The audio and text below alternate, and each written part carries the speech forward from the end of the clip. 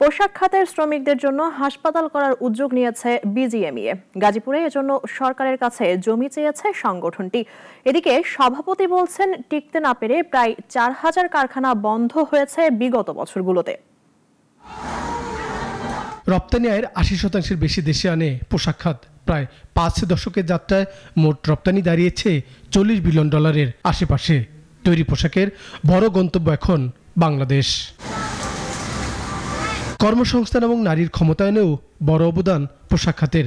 তবে শ্রমিকের জীবনমান নিয়ে এখনও প্রশ্ন রয়েছে। এমন বাস্তবতায় গাজীপুরে শ্রমিকদের চিকিৎসায় একটি বিশেষ হাসপাতাল করতে চায় বিজিএমইএ। বিজিএমইএর টাকা দিয়ে শ্রমিকদের জন্য একটা হাসপাতাল করব।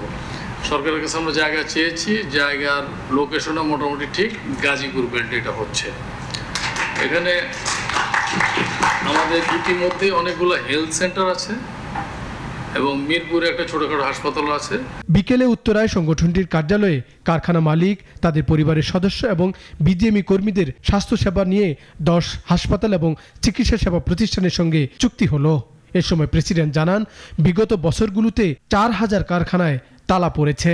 প্রায় ৭,০০০-এর উপরে মেম্বার ছিল, এখন আমাদের মেম্বার মাত্র সরাসরি বিজনেস ইম্প্যাক্ট ইনভলভ আছেন প্রায় ৩,০০০। বাকি ৪,০০০ কিন্তু হারিয়ে গেছেন বিভিন্ন কারণে।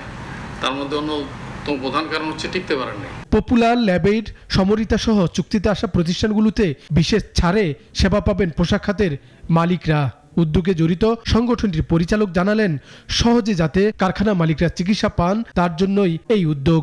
আমাদের এক একজনের উপর এত বড় রেসপন্সিবিলিটি, এতগুলো মানুষ আমাদের সাথে জড়িত, কাজে জড়িত। আসলে আমাদের হেলথ আমাদেরকেই টেক কেয়ার করতে হবে। অনুষ্ঠানে জানানো হয়, কেবল মালিক নয়, পোশাক খাত যাদের উপর ভর করে শক্তিশালী হয়েছে সেই শ্রমিকদের জীবনমান উন্নয়নেও মনোযোগ দিচ্ছে বিজিএমইএ। আগামী দিনে তাদের চিকিৎসা স্বল্পমূল্যে ভোগ্যপণ্য নিশ্চিত করতে উদ্যোক্তা সরকার যাতে এগিয়ে আসে সেদিকে তাদের মনোযোগ এখন। সাইদ আরমান, নাগরিক, ঢাকা।